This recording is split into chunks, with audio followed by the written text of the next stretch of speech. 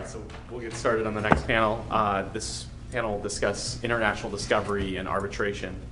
And our moderator is Janet Martinez, who is a senior lecturer in law at Stanford Law School and the director of the Gould Negotiation and Mediation Program and the co-director of the Gould Alternative Dispute Resolution Research Initiative at Stanford Law School. So thank you for agreeing to moderate. Thank you. Thank you, Matt and Nick and Deborah, and my panel of scholar lawyers, like scholar athletes, only lawyers. So we are in the home stretch, the positive being that we have a whole day of material and ideas to draw together. The minus being you have to wait an hour and a quarter to get your wine. So we will, I think we have a lovely group here, and I hope that you'll bring your questions to us in a few moments. So today we've wrestled with a lot of challenges around the issues of the Ecuador Chevron litigation. But as a transactional lawyer who shifted into dispute resolution, I look at systems and how do we learn, what are the lessons learned today, and how do you feed them back at the front end, ex ante, ex ante. So how do we draft better agreements for natural resource exploitation? How do we draft better laws and rules? And this conference is not capturing that domain, but I think it helps us discipline the questions that we ask and the goals that we set for ourselves. So if the goal is to win and enforce an outcome, that's been the parameters of our discussion today. But if the goal is something else in terms of policy around natural resources or international agreements, then that's a slightly different take, and we might draw differently from our discussions. So we're looking at what I call the far end of the dispute resolution spectrum and looking at two premier institutions and fora for dealing with disputes. And we've looked at the litigation earlier on, and today, or now by the end of the day, we're looking at most specifically on what facts are we going to base our decision, under what rules, and who decides. And so my panel here is going to talk about a series of questions that are a subset of international discovery and arbitration. So we're going to start with Richard Marcus, a professor at Hastings, followed by Stacy Strong, and then Michael Goldfarb. So Rick is going to look at the tensions that we've raised this morning about discovery.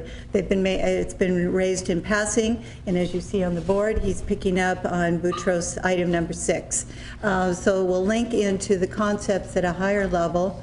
Stacy will follow up and look at the specifics of arbitration in particular, and then Michael will focus on deeper issues of justice and arbitral power and how we draw these issues together. So we'll start with Professor Marcus, who's a professor of litigation, holds the chair in litigation at UC Hastings, our neighbor up the street. He is a former litigator and is also the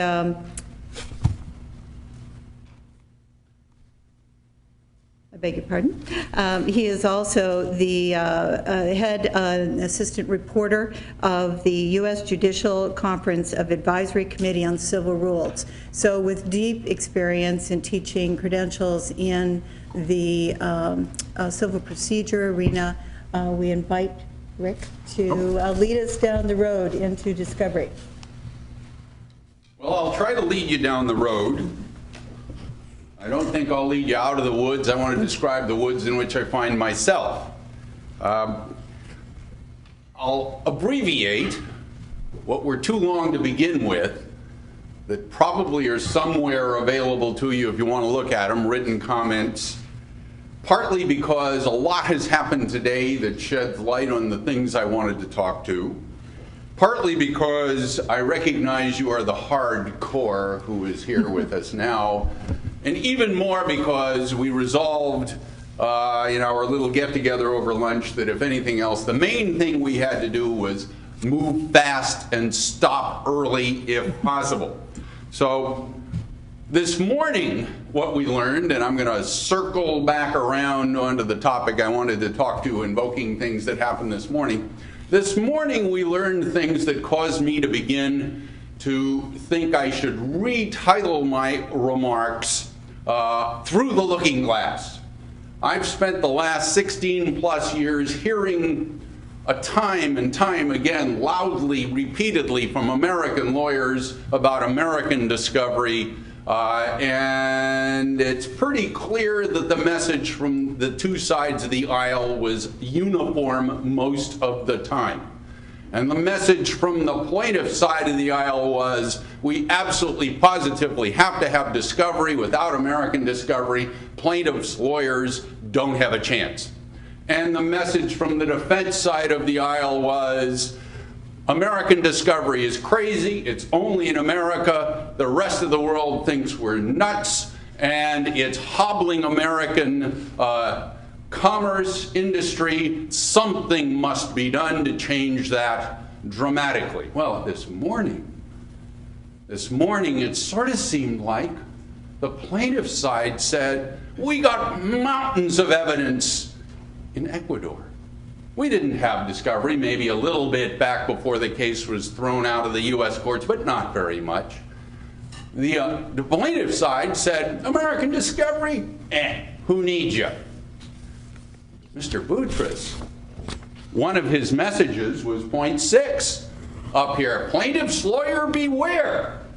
Even if you are litigating, oh, I left out you, even if you are litigating in a foreign tribunal, discovery is available for us in the U.S. This is Through the Looking Glass for me. The title I had originally was a little different. It was Time to Reassess America's Gift to the Legal World, ? And the particular gift I had in mind was 28 U.S.C. section 1782. One of the multitude of delicious ironies that this litigation presents is that a defendant has seized on this statute to attack the enforceability of a foreign judgment. Surely that isn't what was intended. This is a remarkable use of that statute. The Third Circuit said that it was unique in the annals of American judicial history. And what it called, to my mind, is not something to reflect on the Chevron Ecuador litigation that I don't know very much about, but rather to draw on this experience I've been having for pretty much half the time I've been in this line of work, hearing about American discovery.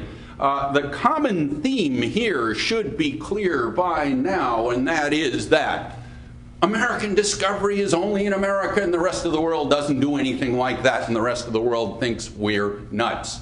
That goes back at least 75 years, actually more than that. The federal rules adopted in 1938, this is the 75th anniversary year. The federal rules, coupled with developments after World War II, particularly technological developments, permitted American lawyers to have self-starter evidence gathering of a scale unknown in prior human history. And that links up to the subject of our new journal here, Complex Litigation. After World War II, the concern with what was called protracted litigation led to a document called the Prettyman Report, which led later to something called the Manual for Handbook first and Manual for Complex Litigation. And so all of these things to some extent are bundled together. And they are bundled together in general terms in a time frame that includes also the two big events for mediating between, adapting between American discovery and the rest of the world's attitudes. One is 1782, America's gift to the rest of the world. Why do we have 1782? What 1782 says is, we will do you a favor in your litigation. We will show you how wonderful American discovery is because you can come here and use our discovery to get evidence for your cases, even though you don't have this wonderful thing in your country. That's what 1782 says. Meanwhile, the Hague Convention on taking evidence abroad, adopted around the same time, seemed to say, we will use your methods to get evidence in your country for our cases. So sort of parallelism. Well, the Supreme Court has said with regard to that convention, the Aura Spaziale case, I'm speaking very generally, well, but we don't have to. And if somebody says that'll take too long or be too difficult, or might take too long or be too difficult, we'll just do it our way for our litigation. This leads to tensions. A French lawyer was actually fined 10,000 euros for cooperating with American discovery. Blocking statutes are an exception. Blocking, not enforcement of judgments, but American discovery, are an exception to the commitments of the Hague Convention. And meanwhile, in 2004, the Supreme Court in the Intel case said that 1782 would not be subject to a lot of restrictions that the lower courts had put on it. I think some of those may come up later. My basic point about that ruling of the Supreme Court is that from the perspective of the rest of the world, this could look like dirty pool. I'm not saying it is. It's just, hey, wait a minute. First, we had the Hague Convention, which said you'd kind of do things our way on our turf. And now you're backing off of that. And then meanwhile, in regard to our proceedings, you say you're going to use this peculiar instrument you have to cause potential tumult in our proceedings, in our courts. What's going on here? There's a big tension here, and I want to add something to it because where I'm leading is to draw on Professor Huntington's notion of a clash of civilizations. One way to look at this is a clash of civilizations about discovery. Well, I don't know how many of you saw Monday's editorial page in the New York Times. The second editorial is entitled, "Europe Moves Ahead on Privacy." Now, discovery and privacy don't fit together too well.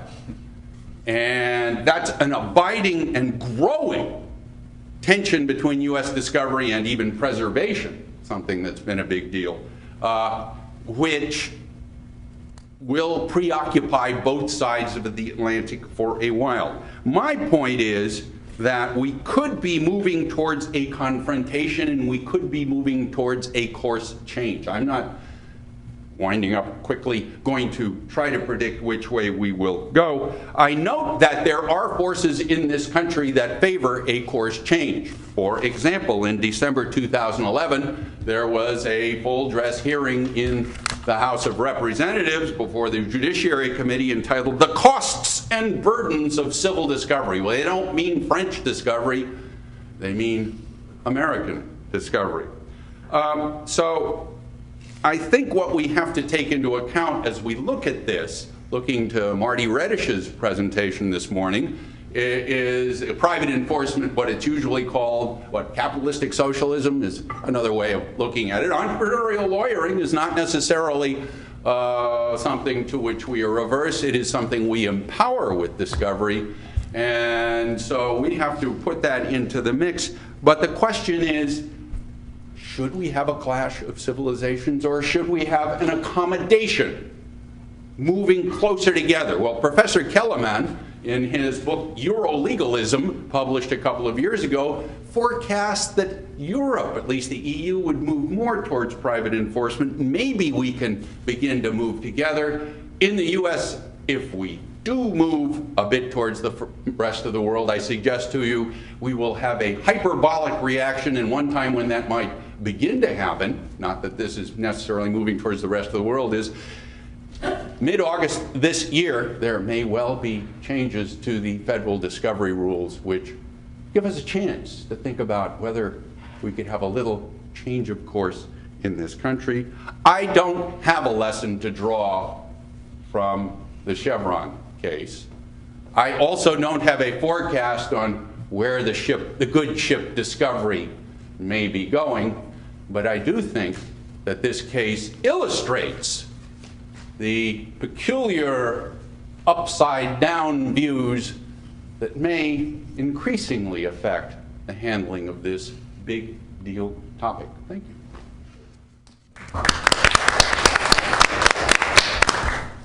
Thank you, Richard. Very prompt and discreet. Thank you.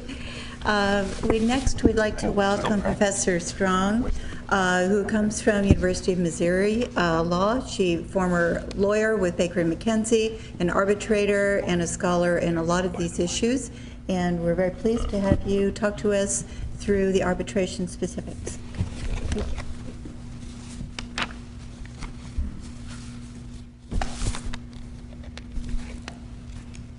Very much, Janet. Thank you, Matt. Thank you, Nick. Thank you to the journal people who have put so much work into this fantastic symposium. I think I speak for everyone except for perhaps our last speaker in saying that this has just been a stupendous event, and I've learned so much. So thank you so much for having me.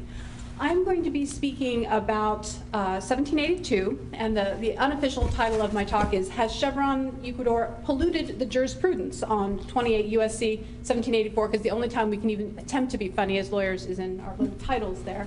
But I'm going to be showing how the Chevron Ecuador dispute has really influenced the jurisprudence in this area, and not necessarily for the better, due to some of the quirks of this particular matter. The roadmap of where I'm going is, first I'm going to talk about 1782, its purpose and its function. Then I'm going to talk about 1782 and the Chevron-Ecuador dispute and the lack of analysis of some of the intricacies of that element.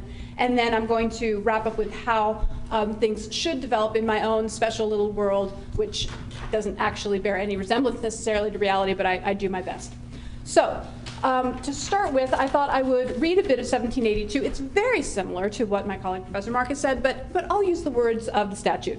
The district court of the district in which a person resides or is found may order him to give his testimony or statement, or to produce a document or other thing for use in a proceeding in a foreign or international tribunal, including, et cetera, et cetera. The order may be made pursuant to a letter rogatory issued or request made by a foreign or international tribunal, or upon the application of any interested person. And then it goes on and gives a bit more detail. So the key part that I'll be focusing on is this concept of a proceeding in a foreign or international tribunal. Does this extend to arbitration? There is no doubt in my mind, or any court's mind, or Congress's mind, that it does extend to the litigation going on in Ecuador. There's no dispute about that. But as you well know, there are other types of actions going on. Not only are there two arbitrations proceeding under the treaty, the bilateral investment treaty between Ecuador and the United States, there also at one time was an arbitration proceeding in New York under the AAA rules, the American Arbitration Association. Catherine just nodded at me, and I was so happy that I won the plaudits of Professor Rogers that I got thrown off. There is quite obviously no application of the AAA application to 1782 if the arbitration was seated in New York. But if it were seated, for example, in London, then we might have a different type of arbitration to think about. And I'm going to be distinguishing between these two different types of arbitration, international commercial arbitration and treaty-based arbitration, because they're very different. They are often confused by courts, by commentators who are not specialists, and I think that there's some analytical differences that are incredibly important. So, 1782 has been around for quite some time, and prior to 2004, it was considered inapplicable to arbitration. Arbitral tribunals were not included under this foreign or international tribunal. There are two key cases from that time period, NBC versus Bear Stearns, which was the Second Circuit, and Kazakhstan versus Biederman, which was from the Fifth Circuit. And these were quite clear, as I said. The 1782 does not apply to arbitration. Things changed in 2004 with the United States Supreme Court decision in Intel. This was not an arbitration case. However, again, taking my lead from Professor Marcus, it extended the scope of 1782 into new fields.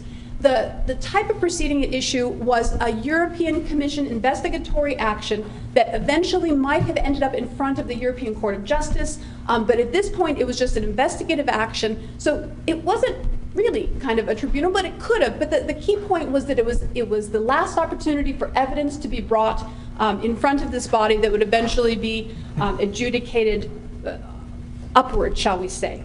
So the Supreme Court said, yes, we will allow 1782 to be used in this context. And that was a pretty broad expansion. And now at this point, well, arbitration looks a little bit more like a tribunal than this European Commission evidence-gathering body. So when the matter started coming to the district courts, they started saying, initially, yes, you can use 1782 in the arbitral context. There were a number of early cases immediately after 2004, and they said, yes, you can use 1782 both in the context of bilateral investment treaties, these treaty-based arbitrations, usually involving investment, as well as in private arbitrations. These are the individual parties who get together in a usually a pre-dispute arbitration agreement. They say, hey, let's go to arbitration. Usually it's two large commercial actors. So there was a series of cases. The first one was In Re Oxus Gold, then In Re Roz, In Re Hallmark, a few others. These all started to go in the same direction. And it looked, well, for those of us in the arbitral community, it looked like our goose was cooked.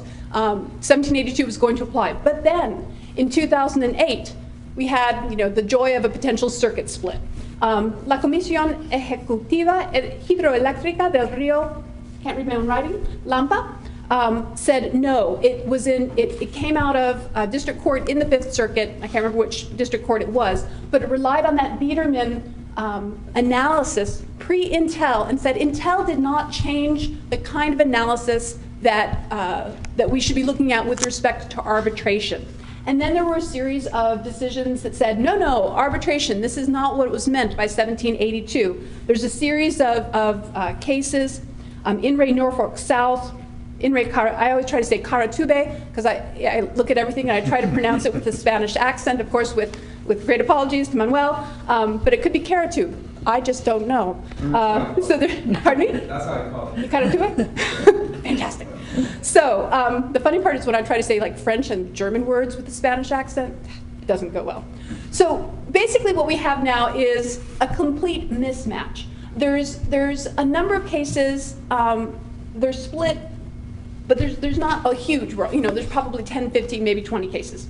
But then we have the Chevron situation, Chevron Ecuador. Now this begins to dwarf the pre-existing jurisprudence, as you may have seen in some of these. In 2001, one of the courts who talked about the 1782 applications estimated that there were at least 25 requests from at least 30 different parties at that point, and that was several years ago, and I've read a number of decisions since then, and I have not tallied up. I ran out of fingers a while ago, so I don't know how many, but there's a lot of decisions on this matter. There's 4 problems with these decisions as a general rule. One is they don't differentiate between the ongoing litigation in Ecuador and these ongoing arbitrations, which at this point are these 1 or 2 BIT arbitrations, BIT meaning bilateral investment treaty. Second, they don't discuss what the meaning of tribunal should be. They just very often assume that a tribunal includes the bilateral investment treaty tribunals. Third, they rely on their own unanalyzed precedents. So they just say, well, in cases dealing with this dispute, we have gone ahead and allowed 1782. I find that a wee bit problematic. And the fourth, which may or may not be problematic depending on your perspective, maybe not most, I haven't done an actual tally, but many of these opinions are from magistrate judges. So I have great respect for magistrate judges, but there is a difference. So these opinions are highly problematic, and because there's so many of them, and because nobody's talking about the lack of analysis, I think that these Chevron cases could really shift the jurisprudence in the 1782 analysis without anybody really thinking about it in depth. I hope to do that thinking, and many thanks again to Nick and to Matt for allowing me the opportunity to publish on this. So my paper is going to talk about the differences between international litigation, international commercial arbitration, and international treaty arbitration, because I think we need to distinguish what is happening in each of these so that we can see whether 1782 applies and to see whether these 2 types of arbitration fall within the expanded Intel jurisprudence. So one of the things when you're thinking about international litigation, you have state actors or state authorized actors as the decision maker. You have the possibility of reciprocity going forward. Some of the earlier cases we're talking about, well, if we don't give them our discovery, maybe they'll not let ours go through. I'm kind of like, but you're, as Professor Mark said, you're already in the world of uniqueness and exceptionalism, and nobody else is going to want to do this. But this apparently bypasses the concept of the courts. There's some concern about the quality of these foreign courts. They're civil law. They don't allow discovery. It's the concept that you can't have real litigation unless you have U.S.-style discovery.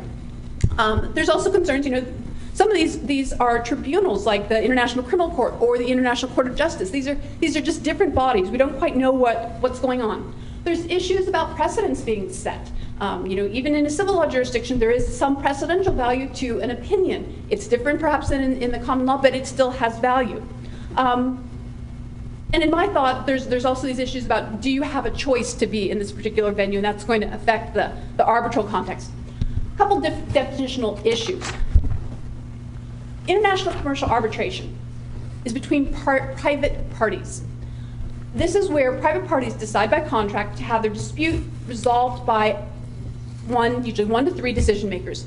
These are not just people who are kind of hauled off the street. They're usually lawyers, usually multilingual or at least highly experienced in either the subject matter, or the procedural aspects of international commercial arbitration, so they are highly esteemed. It could be faster, could be cheaper. What it definitely is more neutral, both in terms of the procedures that are adopted, which can be tailored to the dispute, and to the nationality issues. So you don't have the home court advantage either in terms of procedure or in terms of bias. And that is one of the big problems with transnational litigation. Also, international commercial arbitration is quite easy to enforce the awards. There tends not to be any precedent from the awards, which is slightly different from the treaty-based arbitration. Treaty-based arbitration is between 2 states, or actually it's between, the original treaty is between the 2 states, but then you have the investors of one of the states choosing to use the arbitral process against the other state. So there is a state acquiescence, shall we say, which is not apparent in international commercial arbitration. It's a very formal mechanism. International commercial arbitration is not like consumer arbitration. It's very, very formal. It's like complex litigation, just in a private context. And investment treaty arbitration is very formal in that context. So if you look at the comparison to international litigation and then these 2 types of arbitration, you have the possibility of a state or state-authorized decision maker in the BIT context, because the state has acquiesced to arbitration in some way, but not in the ICA context. And so the ICA is short for International Commercial Arbitration. Context is very much a private option, and it's chosen by the parties in order to get out of court and to get away from some of those procedural issues. There is soft precedent in international investment arbitration, the BITs, the treaty arbitrations. It's also ICSID, if you're familiar with that term. Not in international commercial arbitration. You could kind of think about the reciprocity issue in bilateral investment treaty arbitration, but it's not going to be in international commercial arbitration because that's an entirely private mechanism. There is no state involvement there. Yes, there is enforcement of the arbitral award, but it just doesn't tee up as the same way that happens with the reciprocity concern in the international litigation context. So there's some real inconsistencies, analytically speaking. There's also real inconsistencies about the type of discovery or disclosure that are contemplated. People very often go into arbitration, particularly international commercial arbitration, intending to avoid American-style discovery. So to let it in on the back end goes very much against the agreement of the parties, the intention of the parties, and the discovery or disclosure aspects of that entire procedure. One of the things that the cases dealing with Chevron and Ecuador talk about is they make a big point that you can't get third-party discovery in arbitration. And this seems like a bad thing to the courts. I hate to break it to the courts. That's one of the major points of arbitration. It's supposed to be that way. Now, you can sit there and say, maybe in international investment arbitration, that's a problem because we have issues of transparency, we have issues of public policy, that we want to have those third parties in there. But in international commercial arbitration, that was a choice that was made early on. So 3 minutes, boy, I'm talking faster than I normally do. I can always tell I'm going too fast when I get out of breath. You may have seen me stop and go, breathe.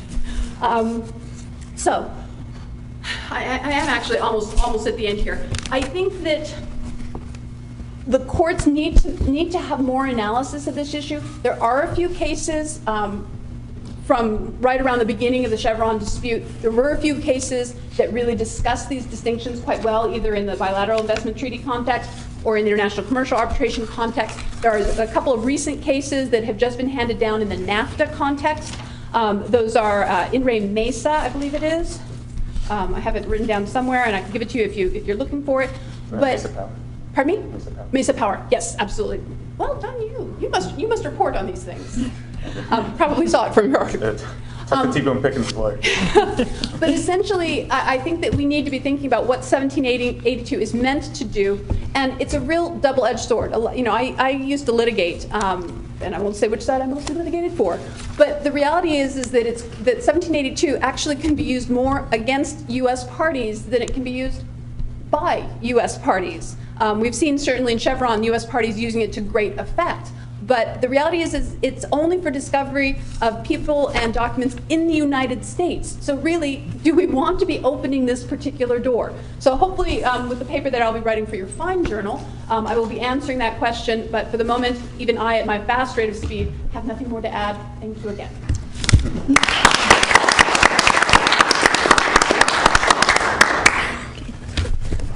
Thank you, Stacy. And Michael, well, I'll introduce you because you have a very nice bio. He has a deep interest in human rights, in international dispute resolution, in foreign and complex tribunals.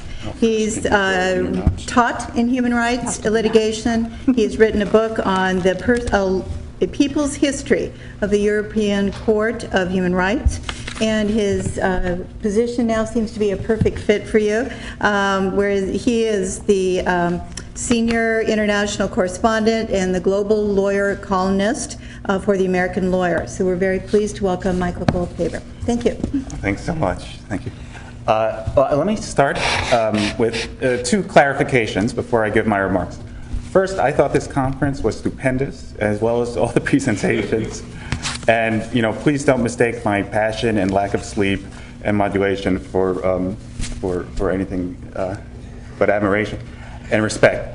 I see my role here as trying to bring some of the facts to your theory, and now in this presentation in a moment I'm going to dabble in some theory, or at least some heavy doctrinal analysis and a provocative argument, I hope. The second clarification is sort of for the record, to protect myself. I want to say for the cameras that when I spoke of the case being one-sided this morning, I was referring to the enforcement decisions, and I am not prejudging the civil trial or the arbitrations, which I plan to continue to cover with critical distance. Okay. My paper this morning is tentatively titled Denial of Justice and Its Tributaries. Suppose that a court has denied justice to a foreign investor. Jan Paulsen elegantly posed the question, by what artifice might a state owe a duty to the world at large to maintain an adequate system for the administration of justice? In the 19th and early 20th centuries, the answer was a doctrine of international law called denial of justice. In his masterpiece on the topic, Paulsen posited that in an era of super-empowered investors and investment treaties, this cause of action is undergoing a, quote, renaissance. As Paulsen put it, the scope for invoking the grievance of denial of justice has broadened immensely. Now, Paulsen was correct on this point, but he was premature in supposing that the doctrine would bloom simply because it was now frequently invoked. The doctrine's modern story is not one of renaissance, but transformation. Because denial of justice carries a stigma, and because its requirements are stringent, it has been exceedingly rarely granted. Instead, we are witnessing the diversion of claims that most naturally take the form of denial of justice into the other main branches of investment law: expropriation, effective means, and unfair treatment more generally. Like the Nile, denial is a river with many tributaries.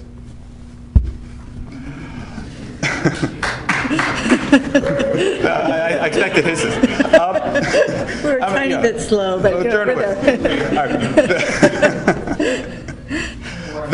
The willingness of arbitrators to act as a check on domestic courts came into sharp relief in January 2012 when the tribunal in Chevron v. Ecuador 2 issued its, second interim orders that the Republic of Ecuador, including its courts, take all measures within its power to halt a vast judgment against Chevron from becoming final and enforceable. The very next morning, the U.S. Court of Appeals for the Second Circuit vacated the federal district court's worldwide injunction against enforcement of that same judgment by the Ecuadorian plaintiffs.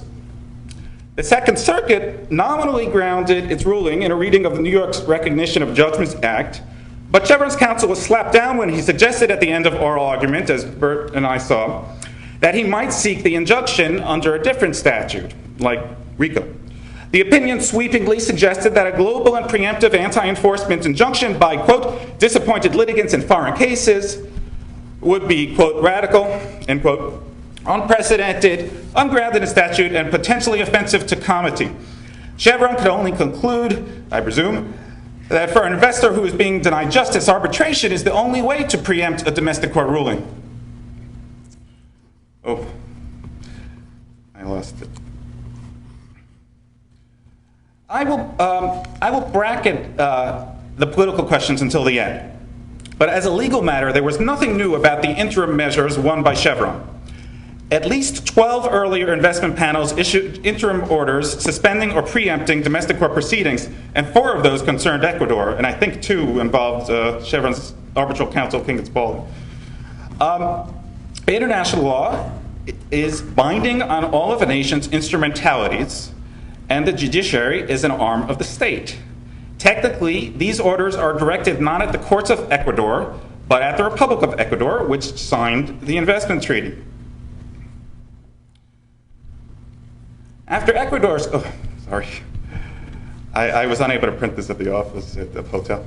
After Ecuador's courts ignored the interim measures and made the odious judgment final, Chevron amended its claim to include denial of justice,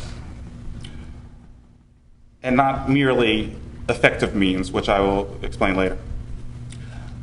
But while denial of justice is the natural form for Chevron's grievance, the leading modern case on denial of justice illustrates the limits of the doctrine.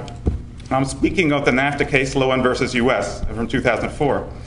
Lowen was a Canadian funeral home king who was bankrupted by the combination of a runaway Mississippi jury and an onerous appeal bond.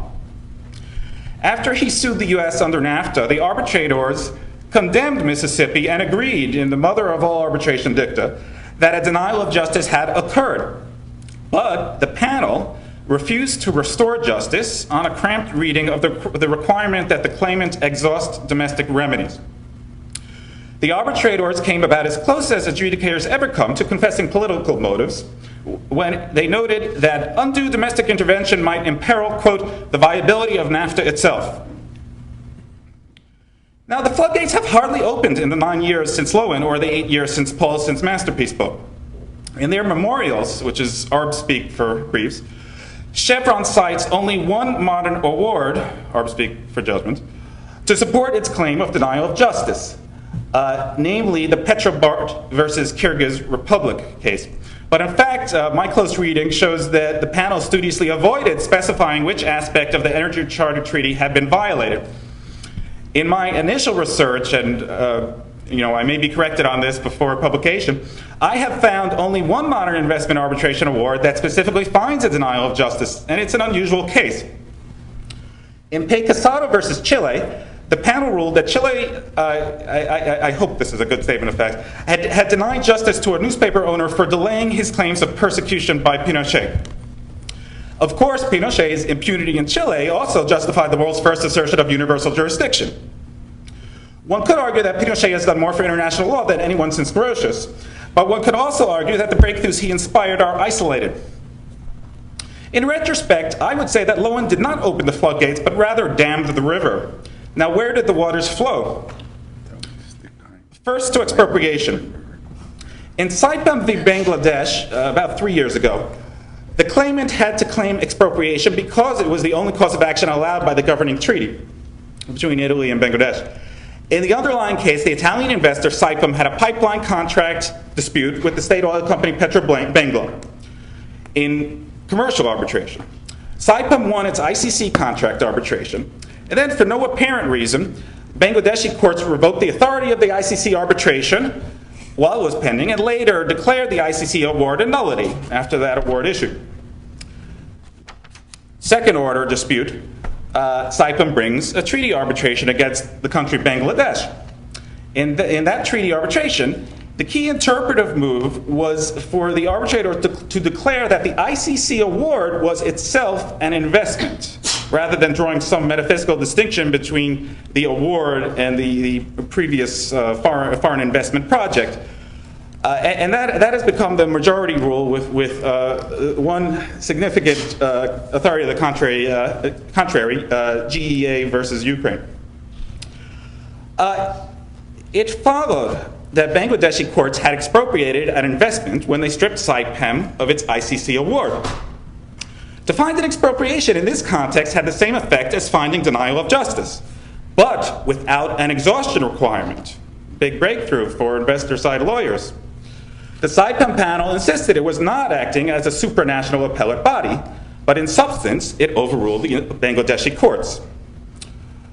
Where else might the doctrine of denial of justice flow?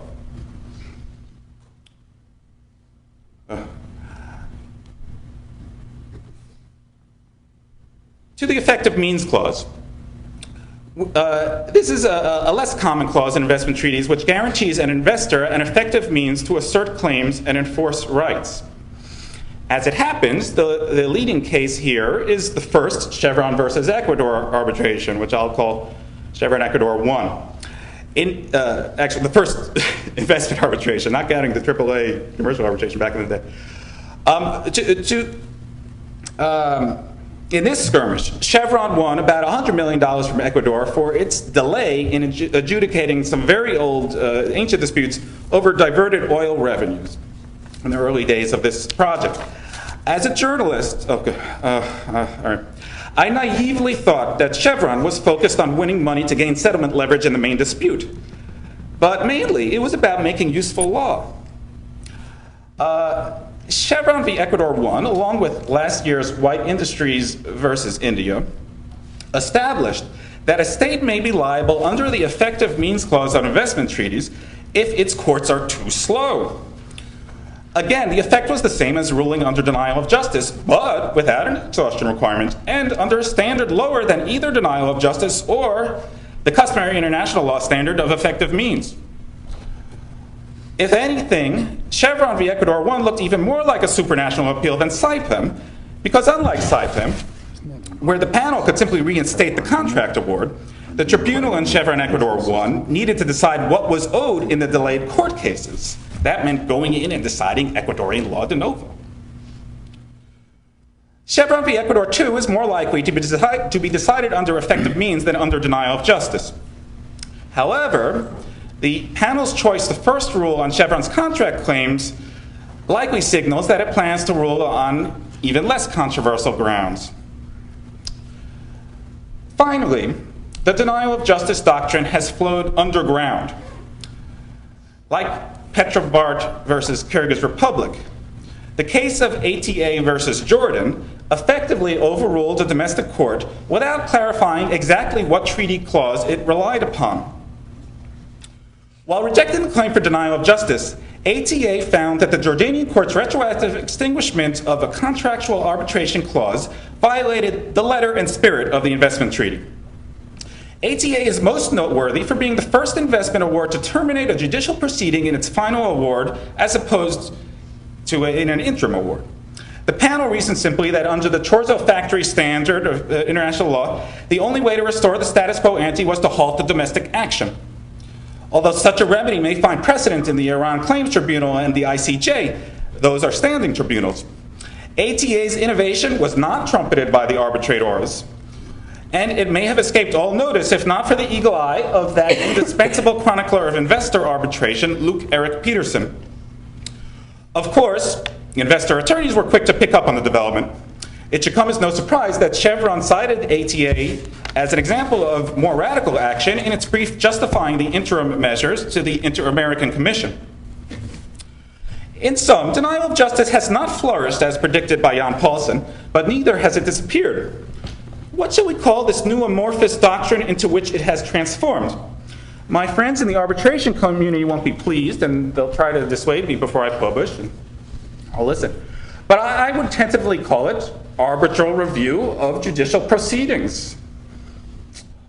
Call me crazy, but to a journalist, that's what it looks like. As one might imagine, the Ecuadorian plaintiffs are not fans of arbitral review.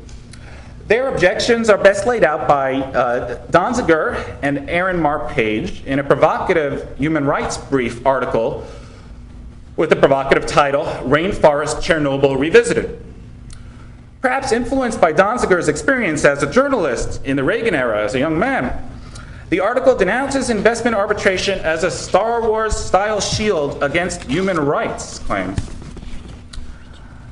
Well, Star Wars is not a bad metaphor, and it's possible that a conflict with human rights may arise in more legitimate human rights cases. I'm good.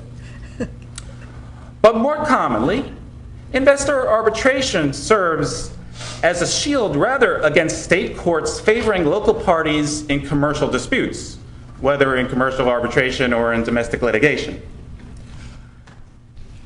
The rise of arbitral review, as I put it, gives new urgency to the debates over the legitimacy of investor arbitration, and also to the theoretical debates over the role of arbitrators in the transnational legal order. And I guess in my published piece, I'll try to explore those 2 points a little more, and if you want to come back at them in the questions, please do, but I'll stop there. Thank you. Thank you, Michael. And I want, because we have a couple minutes left on our panel time, if any of you would like to comment on the other 2 panelists or something that you heard you'd like to supplement your comments. I do have something to say about Stacy, but if anybody wants to let me catch my breath, go ahead. Okay. I'm not a big question person, so please. I'm not sure where you're going, but if I think where you're going is to draw a distinction between investor arbitration and commercial arbitration, I think that makes a lot of sense to me. And the one case that I thought does go in that direction is one you mentioned, is the Norfolk Southern case out of the Northern District of Illinois that unfortunately settled before it went up on, before it was decided on appeal. I tried to track it, and that denied the 1782 request in the context of commercial arbitration, but I think its reasoning suggests that investor arbitration has enough of a public component to justify it, which makes some sense to me. Yeah, there are a few cases that actually do delve into what is a tribunal and look at the factors under Intel and do a good job of analyzing the issues. I don't know that I always come out the same way, but I do think that there are definitely arguments to be made that investment treaty arbitration, not just because of the public interest component, but also the state involvement, the lack of other real options for the reasons that we've seen here with the potential bias of the national courts, that arbitration really is the way forward in that context. I think it is a different beast than international commercial arbitration when we're thinking about 1782. Yeah, and the only other thing I'll say is that I think we're, I also once wrote that, the Chevron 1782 hearings have totally swamped in number all prior decisions. I think that's probably right, but they're not all public, and I'm starting to hear about a lot more happening now. Yeah. In terms of more 1782 that are unreported decisions and such? I think that Chevron has, if nothing else, familiarized both the bar and the judiciary with this tool, in a way, for instance, that maybe NAFTA brought arbitration more to public consciousness. Well, one of our fine scholars in the room has come up with an estimate that only between 5 and 20% of the cases reported are of those decided. Do you want to correct me on how I just phrased that? The numbers on the percentage of cases that are reported versus the number of cases that are decided. I mean, a very, very, very low percentage of public decisions in general. Yeah. And assuming that probably applies to our enforcement. Yeah. You said it so much better than I did. It's the end of the day, and I'm all tired. Which was Deborah's, how she framed the question for us when we started this session, and really the scope of discovery and the public versus private nature of the decision-making process. So we'd like to open for your questions to the panel, and if you could take advantage of the microphones. So I have 3 so far. 3 very polite people who Yes, are saying, okay. no, after you. Yes, you can each take one of the speakers. First, thank you for a great tribunal. I wanted to, a great tribunal. Have you now been promoted? It is late in the day. A great panel. It was a really nice topic that I think has been sort of ramped up all day. I did have a question that I think goes to Professor Strong and Professor Marcus's point a little bit about the asymmetry of U.S. discovery being injected into foreign proceedings. And I guess part of the question, and it's just more of a point of fact than anything else, it seems to me that the statute's kind of strange in the sense that it seems to suggest the discovery can be granted to aid a foreign tribunal, but it can be requested by any party. And it seems to me that that's sort of problematic because, one of the inherent, assumptions in any adjudicatory context is that both parties have roughly equal opportunities. And so what you've pointed out is what this does is give a very unilateral opportunity to one side that happens to have discovery that it wants that's located in the United States. And it seems to me a potential fix for that. It might be also just in revising the statute saying that you need to have, or perhaps on an ad hoc basis by tribunals responding to that concern. But if it seems to me that the tribunal could be a gatekeeper. And if the tribunal believes, in the sense that it's in the tribunal's interest to have this kind of discovery, then it's very helpful to have the U.S. courts accommodate under 1782. But if the tribunal thinks that it's, as Stacy suggested is sometimes the case, that it would just be mucking up the proceedings or creating a very unfair advantage for one party over the other, it seems to me that the tribunal's judgment on that issue should be a preliminary inquiry by the court. Yeah. When you say tribunal, I take it you mean not the U.S. court. No, I mean exactly, either an arbitral tribunal or foreign court. A couple of reactions. Number one, changing subjects slightly. One way of looking at the current privacy tensions that exist and may become much more prominent soon, Viviane Reding, the pertinent minister of the EU, is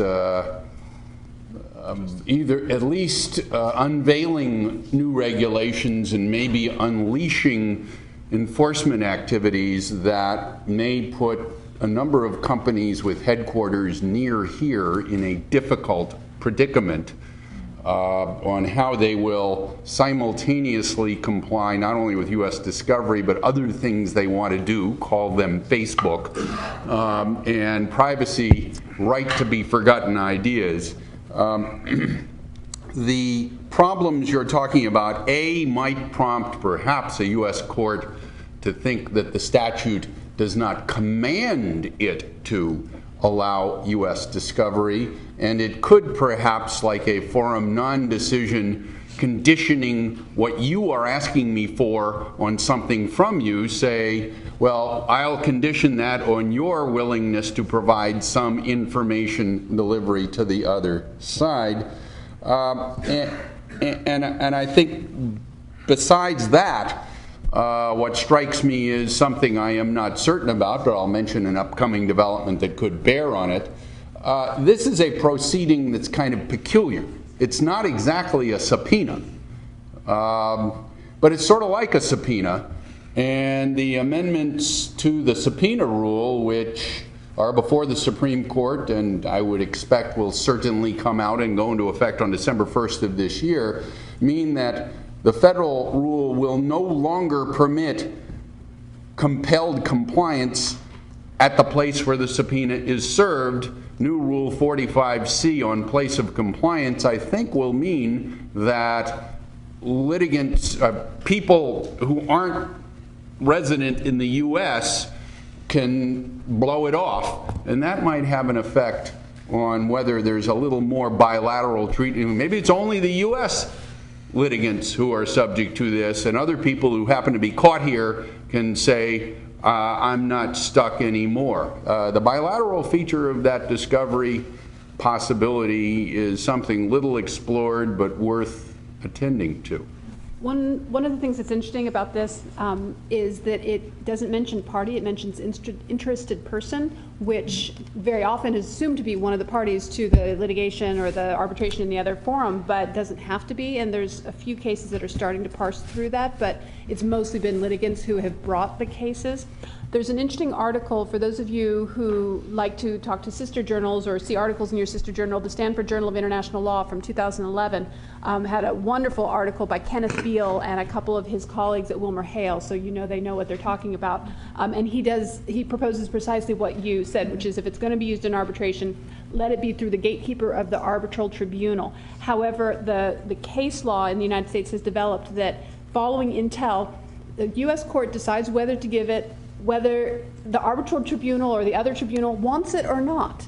And they're just going to make it available out there generally. And this also goes to some of the bad faith concepts that are in the Chevron and Ecuador cases, which the parties who are resisting the 1782 action are saying, look, they say they're going to use it in action X, but they're really using it for some other improper purpose. And a number of cases have said, we don't care that it could be used for some other purpose. They'll have their remedy later. I'm not quite sure what that remedy is going to be or how they're going to identify it. But the U.S. courts are very pro-discovery, and they're just letting it in without a care in the world whether the tribunal even wants it. And some of the 1782 cases, not in the Chevron context, have said these European tribunals or the ICJ or whatever, they don't want it. They're not going to use it. They think it's illegitimate because they're civil law jurisdictions, and they just think it's improper.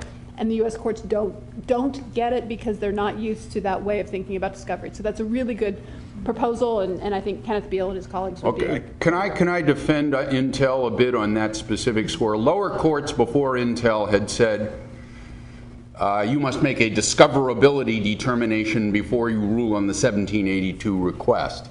One consequence for American courts is you got to figure out something you don't know much about, which is would this be discoverable in the other country, and B, would it be admissible if they get it in the U.S.? And shoot, I'm busy enough dealing with my U.S. cases. Why should I have to figure that out? Second, I thought in Intel that was pretty arguable that the discovery requested wasn't by a party, although it was a griper.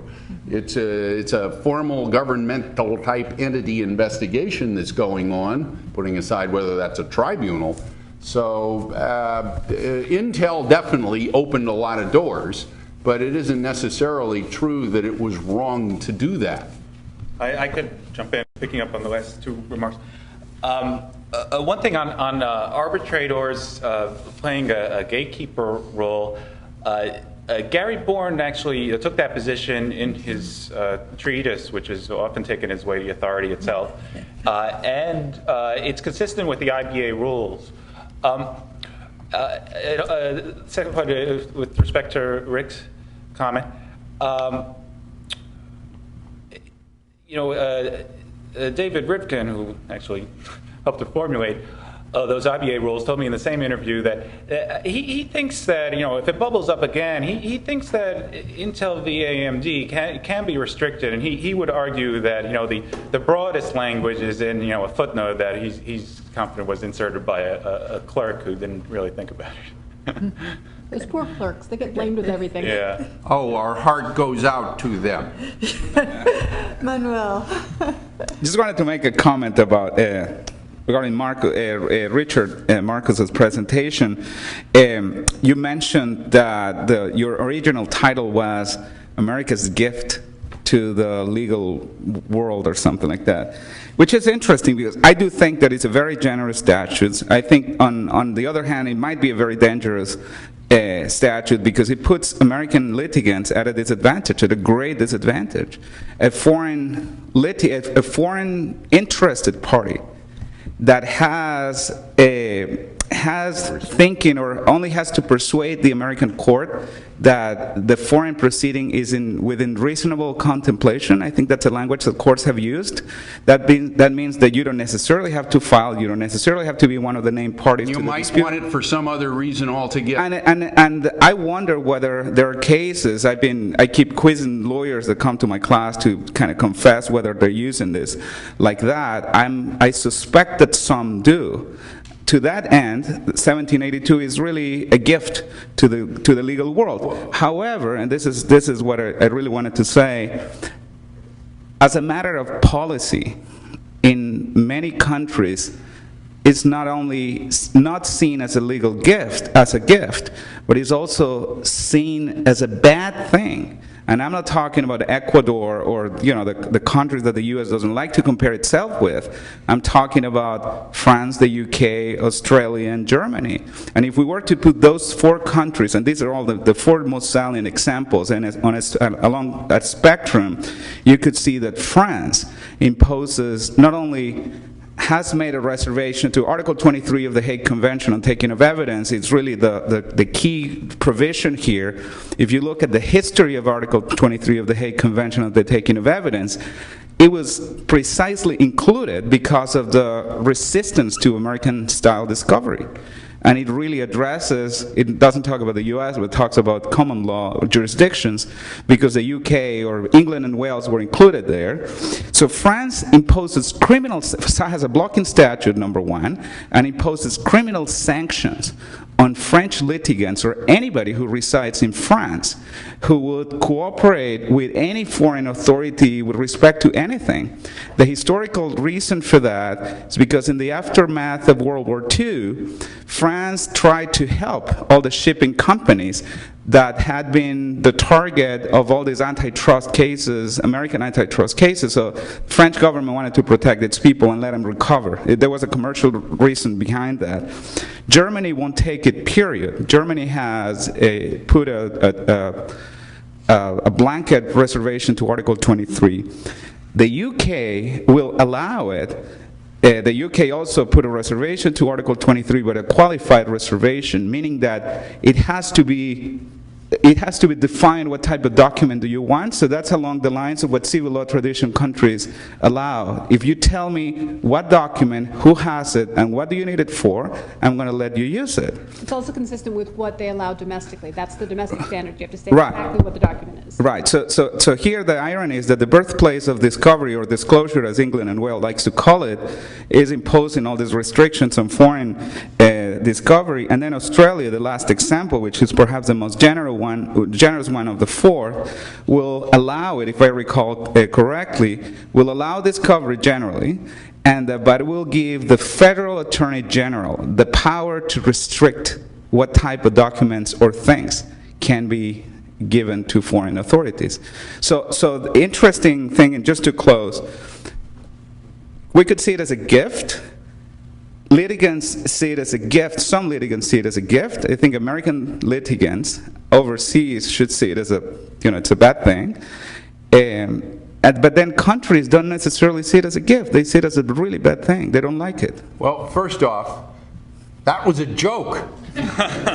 Secondly, Article 3 reinforces the point I was making. Third, 1782, if it was intended in 1968 as amended then to get the world to wake up to this being a gift, it's a dismal failure. Fourth, yes, a part of the reason it's a failure is particularly with regard to antitrust law and the enforcement of the extraterritorial application of American antitrust law. In general, American litigation is viewed in many places as imperialistic, and the notion that you can come over here and grab evidence here is part of that antagonism towards imperialism. But there's this gulf of understanding. Somebody earlier today mentioned the predicament of American lawyers who get arrested in Germany for trying to take a deposition there. It just never occurred to them that the rest of the world viewed this as anything different. Final point, drawing on something Steve Burbank said at a conference at Duke in late November about the privacy discovery tensions, which was having, based on his experience negotiating on the failed effort to have a jurisdictional enforcement Hague Convention where he was the U.S. representative. The U.S., by adopting 1782, perhaps gave away the store in terms of what could be a negotiated reconciliation accommodation. We will give you some of our good thing discovery if you will give us some of that when we want evidence for our cases. Instead, we gave away the store and said, you can come on over to the candy store and take all the candy you like. Maybe you don't like it, but it's available if you want it. And now maybe people are going to find that's an irresistible invitation now that Chevron has shined a spotlight on this thing that hadn't gotten too much attention before. Just one. and to your humorous comment. I meant that seriously. I was there, a European lawyer in a heated argument about whether discovery was allowed or not, and his response to his colleagues was, not even the Discovery Channel is allowed. Good. I have two more in the queue, Professor Newborn. Okay, and then. I think I'm probably the only person in the room that doesn't know the answer to this question, but I think I'll try to learn.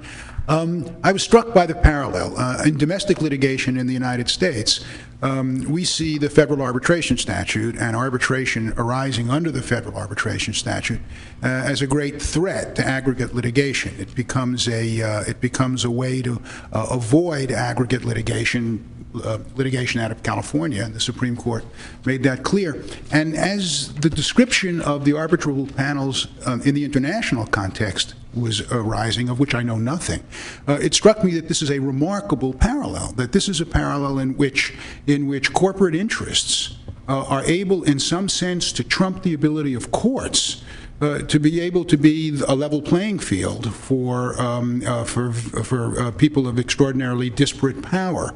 The two questions that I ask is, who are these arbitrators? How do they get chosen?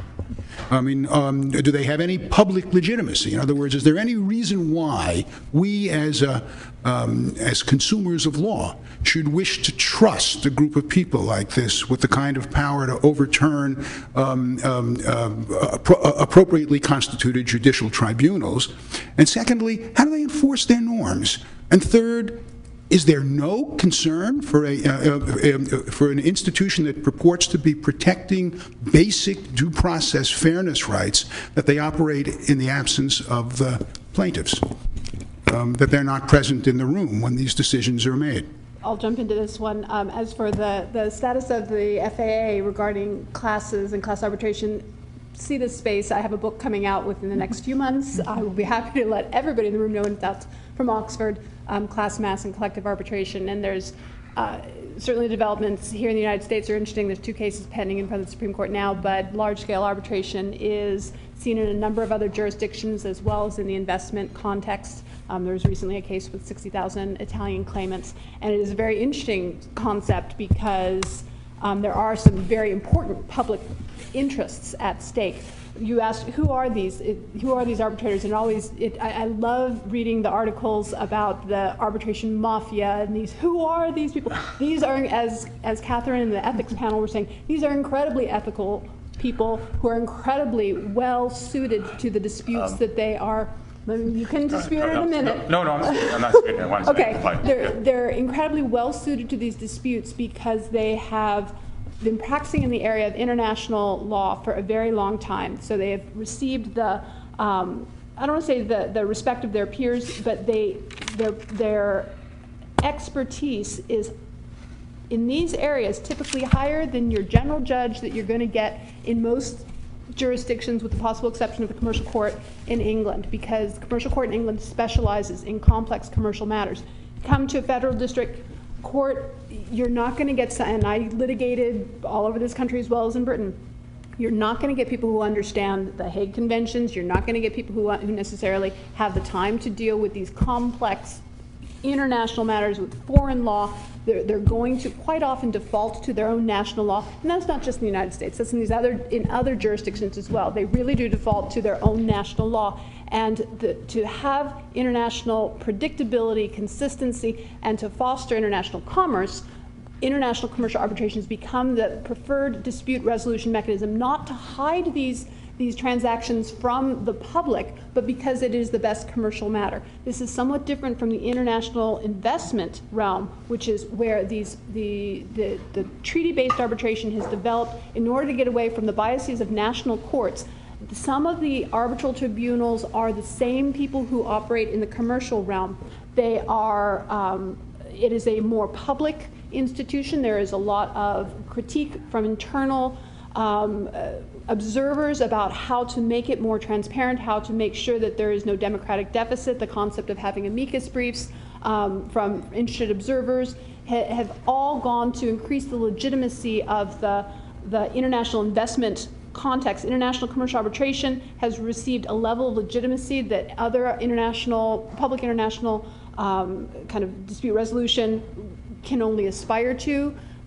Because of the New York Convention and the regime that we have there. In terms of the enforceability, we're talking about whether it's just anecdotal or actually can be proven, but there is that understanding that it is a high degree of voluntary compliance. And as for the concept of institutional fairness, et cetera, certainly with the selection of the arbitrators, there is a very high degree of self-scrutiny and external scrutiny in terms of conflicts of interest, so that these people are not subject to pressures of financial or personal or professional bias, and the mechanism by which these awards are enforced does allow for scrutiny for procedural fairness. The New York Convention has 7 different heads. Due notice, proper notice is one of them. Procedural fairness is another. It's a very general term, but it includes the due process considerations that are near and dear to most lawyers' hearts. So it's an extremely successful and well-respected regime, shall we say. And it couldn't have a better defender. That's great. Who are repeat decisions. Yeah. Would you like to? I was going to ask the ugly guy at the dinner question to you.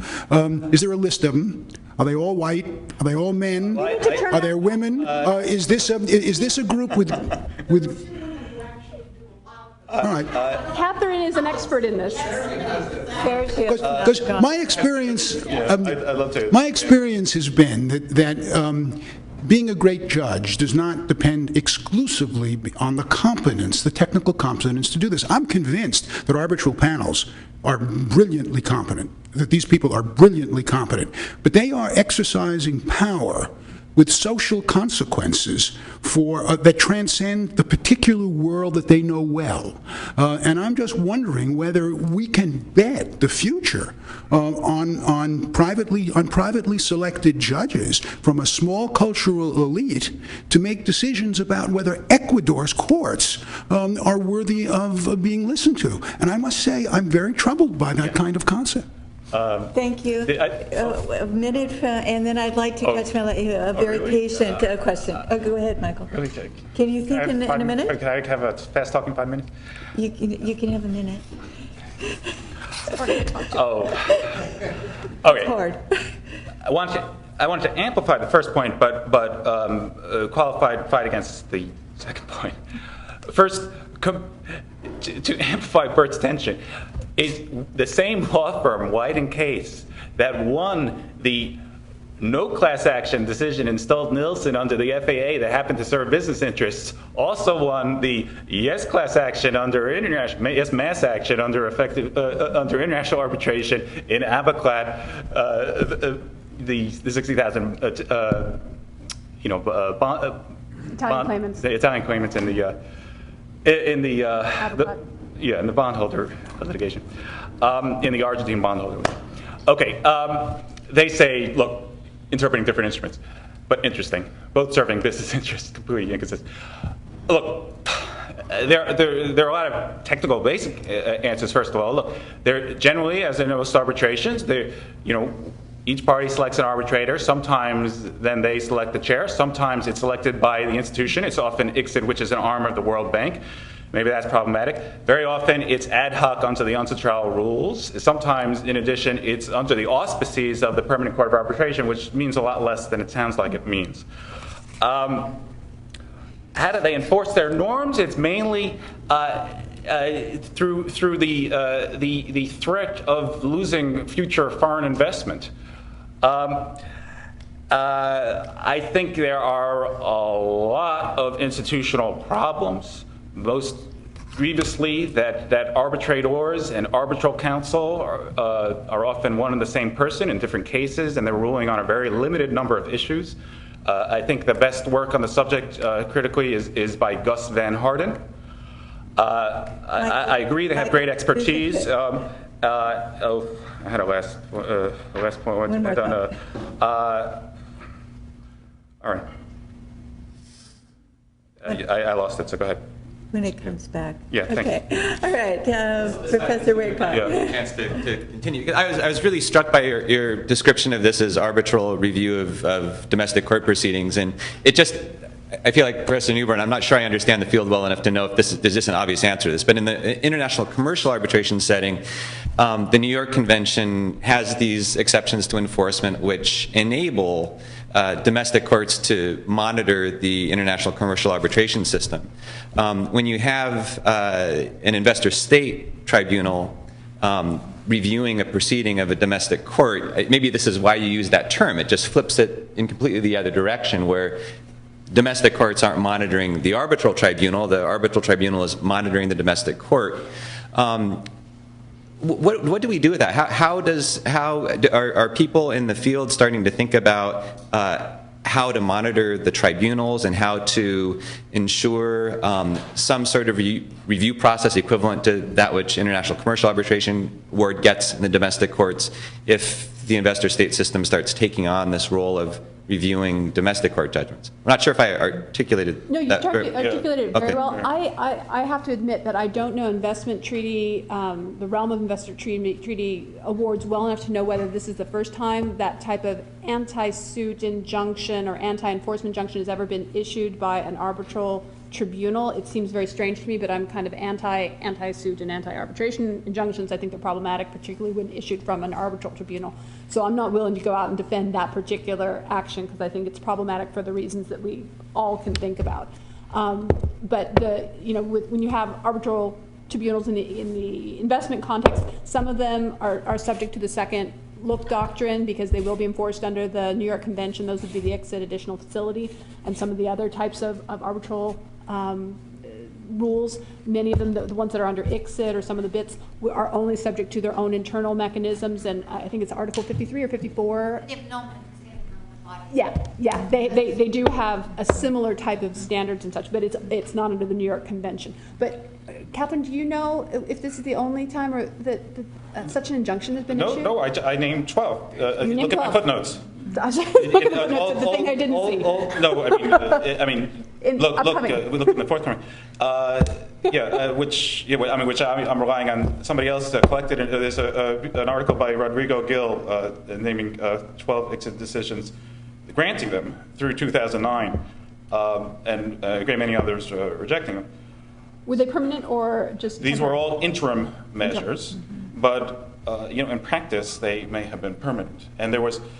And I told you that ATA versus Jordan was the first to do it as a final order within an investment arbitration. Did you want to say anything else? Did your thought come back? And then the thread, the final answer to Bird. It's the topic of another conference, but I'm the keeper of the list. Of what in a book long ago by Yves Desilets and Brian Garth was called The Club, which whoever said that regrets it to this day. Also sometimes call it the Mafia. But look, it's a small world of repeat player arbitrators. Look, I have a biennial survey called Arbitration Scorecard, which names the world's top arbitrators in high stakes cases, both investment and commercial. And there are about 20 of them that have maybe 8 plus arbitrations active, 8 to 25 arbitrations active in a 2-year period, which is extraordinary. There are 2 women in the top 5, Gabrielle Kaufman-Kohler and Brigitte Stern. Other than those, in my entire survey covering more than 250 cases, there are less than a handful of women. I ask it very specifically in the survey. I'm not trying to guess first names. And of the others, other than Brigitte and Gabrielle, none have more than 1. We'll see if that changes this year. And I've written on that too. To Chris, where are you? Big question. I am trying to be a critic from within the system. I actually agree with a lot of what Stacy said about the tremendous expertise and impressiveness of the arbitrators and the edifice that they have built. There is a debate on any number of issues, not only including conflicts and confidentiality, also, as you suggest, including the possibility of an appellate tribunal. It's been advocated, not that I'm in the same class, but in my own writings, but within the world of arbitrators, for instance, by Stephen Schwabel and by Jacques Werner. I think it is an outstanding idea because it would address what I see as the biggest problems of legitimacy, which are, to me, the very biggest one is the conflict between arbitrators and advocates, being one and the same person. What I call I wrote a piece called "Two Hats Too Many." Also, the problem of inconsistency in law, jurisprudence constante, which is a huge issue. For instance, in the Argentine investment awards. And if designed well, it could address the issue of confidentiality. It could address the issue of who are these people? Why is it not happening? Why is there great resistance? Well, the investor community and their lawyers basically are designing their own sandbox. They don't like it because look, it'll introduce cost and delay. Will certainly guarantee uniformity, but most of all, probably there would be a strong state component to the appointing process, which would be a break on their ever broadening rulings on jurisdiction and matters of doctrinal substance. From my point of view, that would enhance the stability and legitimacy of the system, and the states ought to have a role, and that should be part of the bargain, and these ought to be attributes of any legitimate system of dispute resolution. The fact that in this high-profile case we're suddenly noticing that, hey, they can actually de facto overrule domestic courts as it should be, I think is salutary and may strengthen the calls for reform to help save the system from itself. Thank you, Professor Strong, Professor Marcus, and Mr. Goldfarb. Thank you so much.